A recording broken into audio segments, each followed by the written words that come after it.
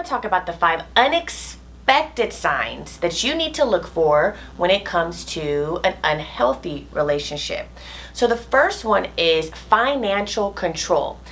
So let me go back. The second issue, the number 2 issue in relationships today is finances, financial conversations, things of that nature. So the second most issue in relationships today, being that it's finances, unexpected signs of you having an unhealthy relationship is going to be financial control. So this means that this individual is controlling not only your finances, but is controlling the epitome of finances in your life. So let's talk a little bit about it. Financial control. One partner controlling all of the finances, restricting access to money, or using money as a means of power and control to lead for you to be dependent on that person. Number 1.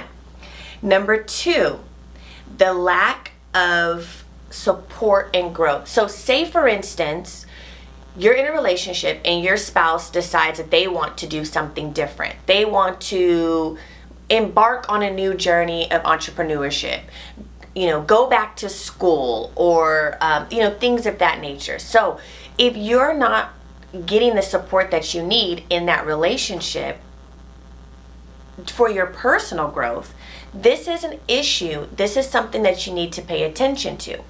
Number 3, isolation from friends and family. This is a big one. When I talk to my couples, this is one of the things that comes up constantly other than communication. Being isolated. So let's talk about it. One partner may try to isolate the other from their support system or their support network as a means of control. So if you hear what is consistent, control. There is no healthy relationship if control is the deciding factor. So it's making it difficult to maintain relationships outside of the partner. So what this person is doing, they're wanting you all to themselves. They are isolating you from your family, and they don't want you to be connected to your support system. This is control. That's the third. So the first, financial control. Okay? The second is not supporting your significant other when they want to embark on a new journey. And the third is isolating you from your family. These are all telltale signs to an unhealthy relationship. The fourth one is consistent criticism. Okay? So we know that I thrive off teaching the 5 love languages and how important the 5 love languages are to relationships. And one of the 5 love languages is words of affirmation. So what I've been studying is that when a child is 0 to 5 years old, we want to use all 5 love languages for that child. Right? Because they're learning and they're growing. When you're in a relationship with someone, you want to ensure that you're also learning and growing. So in my mind, the stages of your relationship from 0 to 5 years, right? 0 to 5 years in your relationship, you should be loving this individual based on utilizing the 5 love languages in total. Now, most people don't know what their love language is, which is fine. You can go take a test and you can find out what the one that thrives you the most, that love language. Most of the times what we're being taught is that we want to typically only love your partner based on that one love language. But you haven't been together long enough to really understand the dynamic between you two. So I challenge you to utilize all 5 love languages for your relationships. That leads me back to consistent criticism. One of them is words of affirmation. And what happens is partners frequently joke, they frequently criticize unconsciously. Sometimes they don't even know the things that they're saying. You want to be mindful of that because that can be a telltale sign in having an unhealthy relationship when it begins to be too much.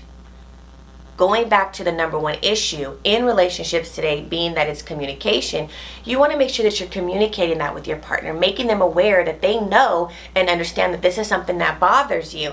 Most of the time, people are not conscious of their own doing, and we want to give them grace. First, we want to give them grace. We want them to think. We want we want to think that they're, they just don't know any better. But constant criticism can really break somebody down.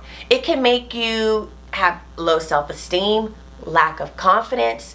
And these are the things that we don't want in relationships. We want to ensure that we are thriving together, growing together, motivating each other, affirming each other.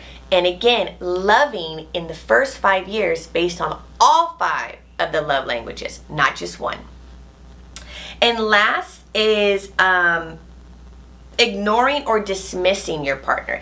This is a big one. So most of the time, when there are situations in your relationship that arise and there's conflict, we start to ignore. And most communication enthusiasts say that is something that you want to do and that is something that's beneficial. I am here to tell you that is not beneficial. Ignoring your partner and being dismissive to their feelings is negligent. We do not want to be dismissive to what the conversation is, especially if it's something that is very difficult to talk about. Don't dismiss a topic that they bring up or an issue that they bring up. Be open to the conversation, because the only way that you're going to combat the fact that communication is an issue in relationships is by communicating. You have to communicate. So I don't know if this is something that you've been dealing with. I didn't want to make this video the common things that are telltale signs. I wanted to bring you guys different things that you can be paying attention to. And this is not to say that this person isn't for you. This is just to say, to be alerted that these are signs so that you can have a better idea of where you can shift the dynamic in your relationship. So I challenge you this week to pay attention to these signs and see if these are things that you have been dealing with and that you have seen or heard in your relationship. If you have any questions or concerns, please don't hesitate to send me a DM. I am very responsive. I want to make sure that you become relationally intelligent.